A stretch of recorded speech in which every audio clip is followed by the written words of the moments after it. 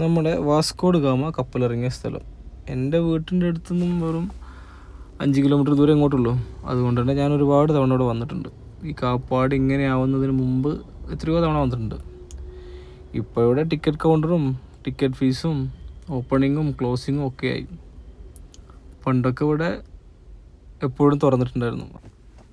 എന്തായാലും ഇവിടെ ഒരുക്കിയിട്ടുള്ള നല്ല രീതിക്ക് കേട്ടോ, നല്ല രീതിക്കുള്ള ഫെസിലിറ്റീസും കാര്യങ്ങളൊക്കെ ഇവിടെ ബീച്ചിൻ്റെ അകത്ത് കൊണ്ടുവന്നിട്ടുണ്ട്.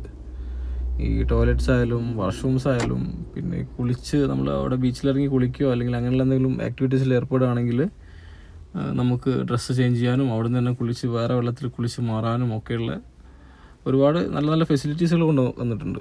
ഇൻ്റർനാഷണൽ ഫ്ലാഗ് മാത്രമല്ല, ടോട്ടലി പുള്ളി തന്നെ ഒരു ഇൻ്റർനാഷണൽ ലെവലിലേക്ക് മാറിയിട്ടുണ്ട്. 25 രൂപയാണ് ഇവിടെ ഒരാൾക്ക് ടിക്കറ്റിന് ഈടാക്കുന്നത്.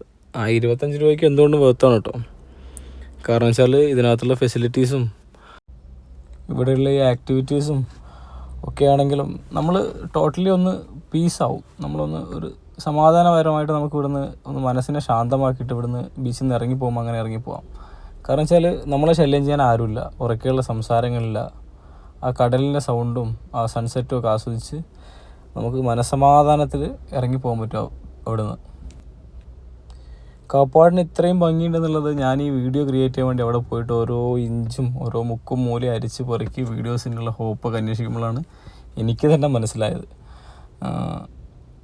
അല്ലെങ്കിലും നമ്മളുടെ ഈ മുറ്റത്തമ്മിലേക്ക് മണമില്ല എന്ന് പറയുന്ന പോലെ നമ്മൾ എടുത്തുള്ളതൊന്നും കാണില്ലല്ലോ.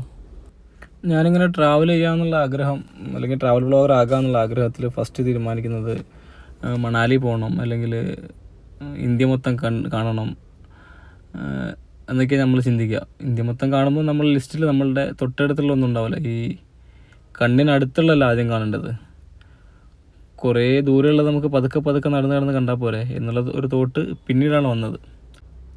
അതല്ലെങ്കിലും അങ്ങനെയാണല്ലോ, ഈ മുറ്റത്തുമുല്ലേക്ക് മണമില്ല എന്ന് പറയുന്ന പോലെ നമ്മളുടെ അടുത്തുള്ളതൊന്നും നമ്മൾ അത്ര കാര്യമായിട്ട് എടുക്കില്ല. ദൂരോട്ടുള്ളതായിരിക്കും നമുക്ക് മനുഷ്യന്മാരുടെ സ്ഥിതി അതാണല്ലോ.